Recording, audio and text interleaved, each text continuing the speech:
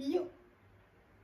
Nous voici ici présents pour dire adieu à ma ring light qui nous a lâché juste avant cette vidéo et qui a failli faire annuler le tournage de cette vidéo. Bonjour à Monsieur le Lézard au passage. Aujourd'hui on se retrouve pour une nouvelle vidéo, il me semble pas qu'il y ait déjà des gens qui me l'aient demandé, mais j'y ai pensé tout à l'heure sous la douche et du coup on va en parler aujourd'hui. Le thème de la vidéo est donc comment, pourquoi et pourquoi pas lécher une fouffe.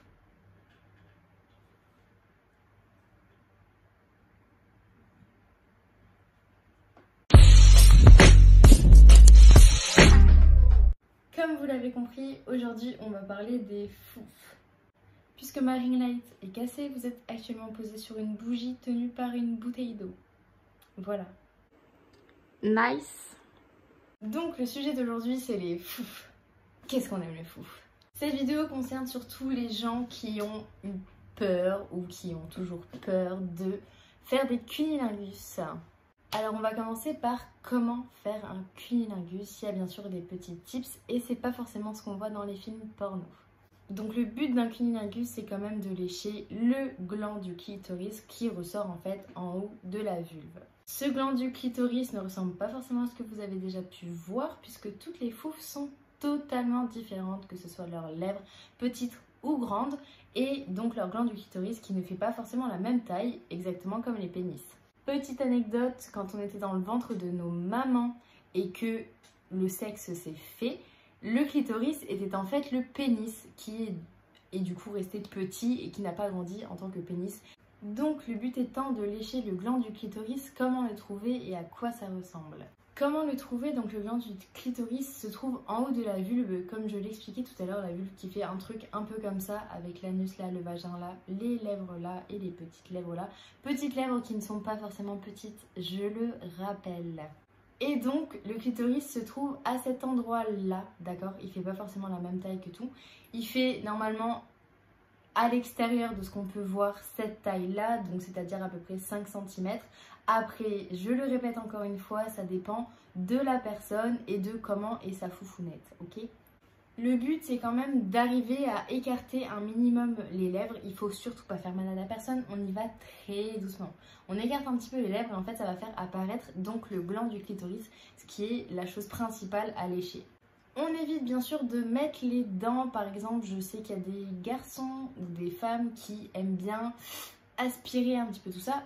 C'est très agréable, mais attention à ne pas mettre les dents puisque quand vous faites, il y a les dents là. Donc faites très attention, ça peut faire très mal, on évite de finir à l'hôpital. Passons maintenant à ce qu'il vaut mieux éviter. Si vous êtes un petit peu sensible de l'estomac, etc., par exemple que la cyprine ça vous tente pas trop, bien sûr c'est agréable pour la personne de lécher le vagin ou même l'anus si vous êtes chaud, patate. Il faut savoir que vous n'êtes pas du tout obligé de descendre plus bas que le clitoris. Mais pour certains, je le sais bien, ça peut paraître dégoûtant et donc vous n'en avez pas forcément envie. Sachez que vous n'en avez pas l'obligation. Si vous n'avez pas envie de le faire, vous ne le faites pas. Pour commencer, les conseils que je peux donner, c'est donc de lécher uniquement le clitoris et de ne pas descendre trop bas afin de ne pas tomber sur une mauvaise surprise qui serait de la cyprine sur le bout de la langue et qui pourrait vraiment vous écœurer. Bien sûr, le premier conseil à donner, c'est quand même de prendre une douche avant chaque cunnilingus. C'est quand même plus adapté, plus hygiénique, on va dire. Et concernant la pilosité, si vous préférez que ce ne soit pas poilu ou que ce soit poilu, c'est à vous de voir. Après, vous pouvez toujours en discuter avec votre partenaire. Il faut savoir qu'elle fait quand même ce qu'elle veut avec son corps. Elle choisit si oui ou non elle décide de se raser ou de s'épiler, peu importe. Si elle n'en a pas envie, vous allez faire avec et surtout ne pas la forcer à faire quelque chose qu'elle n'a pas envie de faire. N'hésitez pas à en discuter avec elle de façon calme et posée et surtout ne dites pas genre ouais si tu fais pas bah je te fais pas, enfin vous voyez ce genre de négociation pas top. Petite piqûre de rappel, si vous désirez que votre partenaire soit épilé ou rasé, essayez d'en faire autant. Voilà, c'est quand même à part égale. Après, ça dépend de ce qu'elle préfère, c'est vous qui voyez, vous en discutez avec la personne. Concernant la rapidité ou la dureté de votre cunnilingus, ça dépend aussi de votre partenaire. Essayez certaines choses, demandez-lui si ça lui plaît ou non, ou en discuter avec elle auparavant, c'est quand même mieux parce que si vous faites quelque chose qui ne lui plaît pas du tout, ça risque de casser un petit peu l'ambiance. Donc vaut mieux en discuter, il faut pas avoir honte de ça, au contraire, ça risque de vous chauffer un petit peu et au moins vous serez bien calienté au moment de... Malheureusement, je n'ai pas fait de croquis de vulve et je ne sais pas encore comment mettre une image genre là. Peut-être que je saurais le faire avant de sortir la vidéo, donc... Non, c'est faux. Mais sinon, je vais vous montrer la mienne. Je mens. Pour tous ceux qui y ont cru, vous dégagez. Tu sors! Tu sors!